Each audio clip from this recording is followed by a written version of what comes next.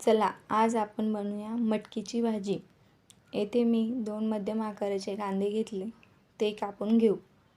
कांदे कापून झाले, एक टोमॅटो कापून घेऊ।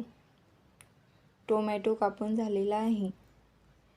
कोथिंबीर बारीक कापून घेऊया।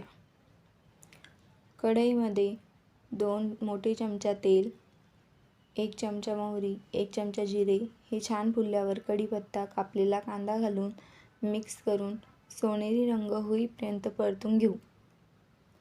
टोमॅटो व चवीनुसार मीठ घालून टोमॅटो सॉफ्ट होईपर्यंत परतून घेऊ।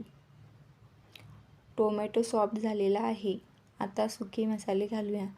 1 चमचा लाल तिखट, अर्धा चमचा धनेपूड, अर्धा चमचा कांदा लसूण मसाला घालून 2 मिनिट छान असे परतून घेऊ।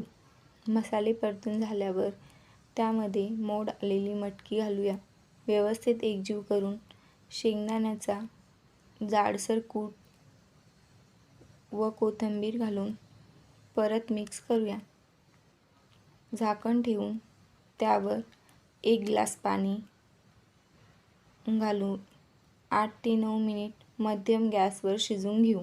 अधूनमधून झाकण काढून हलवून घेऊ, जेणेकरून मटकी तळाशी लागणार नाही।